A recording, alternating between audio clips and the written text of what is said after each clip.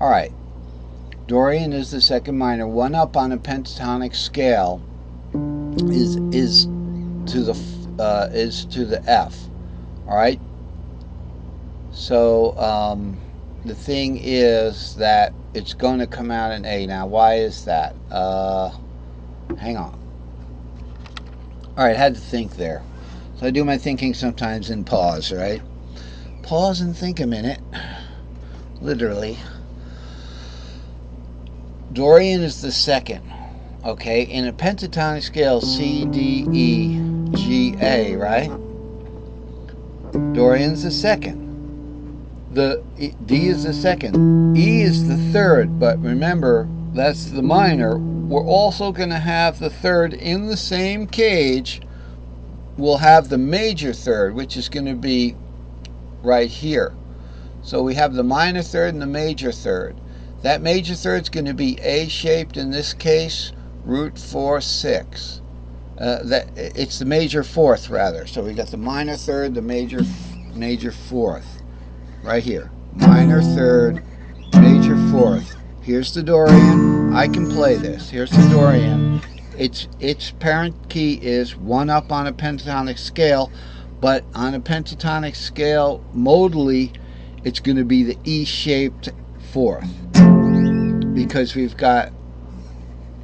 basically got the C-shaped, the C-shaped 1, okay, the D minor shaped 2, okay, the E minor shaped 3, and then we have the E major shaped 4th before we go over to the 5th. Okay, then the A minor shaped 6th. Alright, and then the B minor, the B half diminished thing, and back to C. So, what I'm saying is, that's why we have the A shape there of the 4th.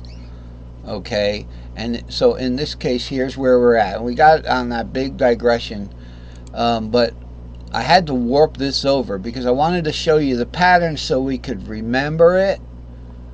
But you warp the patterns over, so the read off is just like this, right? The read off is 2, 4, 6, 2, 4, 6, 2. Okay, so that's like a G minor shaped D minor right there, because it's G shaped there. Now, what do you mean G shaped? I don't see any G shaped there in this pattern. It looks like there's an E shaped root there. There's an A shaped 4th, which is the parent key for the Dorian, and then there's a C shaped 5. Okay, so the 5 is 5, 7, 2, 5. Right there's your C shape there. So it's not mentioned in there. I can check on that. Alright, another pause and think. Remember, G minor shape. That's not a G major shape. So 1 up rule is G minor goes to the next pentatonic parent up, which is A. And of course, that's where your A4 shape is from.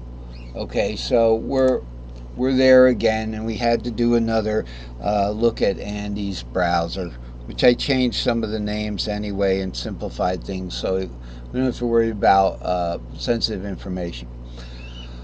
So here it is warped over, all right, and it's a G minor shape, which is when you take G minor on the 1 up rule, it goes to an A shaped major 4th. So D minor in the key of C is the relative minor of the A shape. That's what makes sense, doesn't it? It's nice when things make sense.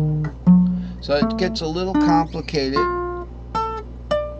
Okay, so that's the arpeggio that goes straight up within the cage, and you might want to do that, or you might want to just play a G minor down here. You know, you could do that, you know.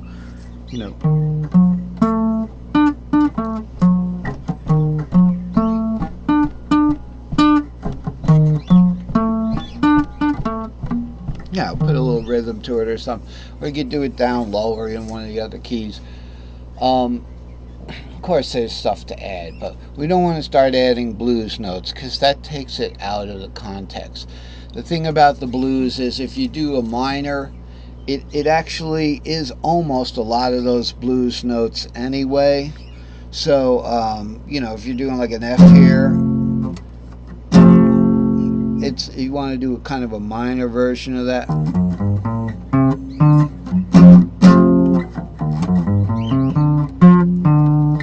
It kind of sounds bluesy anyway because part of the blues mostly is the minor. You would just add the tritone in, right? So it's 2.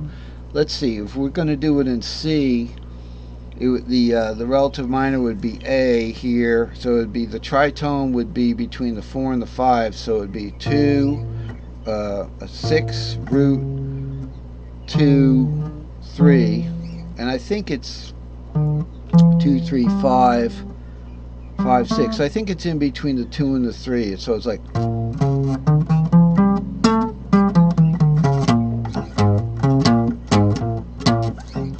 It's in between the 2 and the 3. That's all you have to remember about the blues is you just add a flat third to it, of the root. Add it. You don't substitute it. Just add it. So that's the blues right there, and just verbally. But so this is what we have going on here. So let's unwarp it. Oh no, we're gonna unwarp it. Now what do we got? We still got the same thing. This is how you would think of it before you play it, kind of thing, if you want to play by patterns. And that would be, here's an S3L top. It starts on an S3L. How do you know? Because if you're going to start on this note here and you figured out somehow by some way, dots or counting, or mostly just where this is, what this note is. Me, I know what that note is because I'm looking at it. It's blue, and I made blue my B color. Now that's all I need for this discussion, for what we're doing. You know what I'm saying? So I don't have it in relation to anything else. So that's the 7. So I know that my patterns pretty much have unique starting notes. 7, that doesn't mean that there's 7 patterns. There are some other patterns that are a little bit more advanced that are derived from these that start on the root. Okay, there's the 5, the S3XL pattern 5 6 7 root 2 3 4 5 6. But you take that 5 6 into that 7 root 3 again. So it would be 4 5 6. That's a Mixolydian dominant scale. And then you just go back into the same thing.